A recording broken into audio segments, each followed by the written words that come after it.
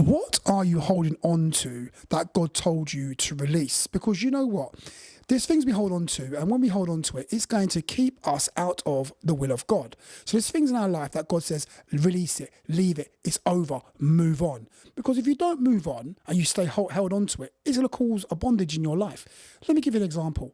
In the garden, in the wilderness, it speaks about how the children of Israel were murmuring against God. So God sent fiery serpents to bite the people, and the people of Israel, the unbelieving Israelites, they were being bitten by these fiery serpents and they were dying. So Moses went to God, prayed and said, mercy and grace. And God said to Moses, build get a brazen staff and put a serpent on it. And whoever looks upon the staff with a serpent upon it, they shall be healed. Okay.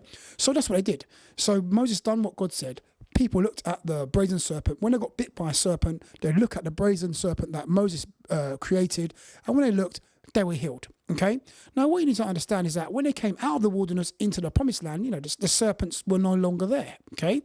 Now, when you start going into the book of Kings, it speaks about in the days of Hezekiah, the people still had the same staff with the serpent on it, and they called it Nehushtan.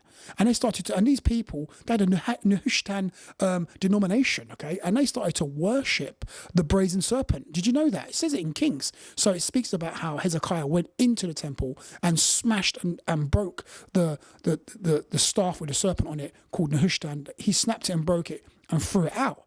So it's the same thing with us. If we don't release things that God tells us to release, we can start worshipping it. We can start holding on to it, and it will start to destroy us. So there may be things in your life that God's told you to release. You need to release it now, or it can become an idol in your life, and it can have the opposite effect in your life, and it can actually destroy you. So look around in your life today and do what God's telling you to do. Release what God told you to release. Move on from where God's told you to move on from. Because if you don't move on, it's going to be a great hindrance in your life.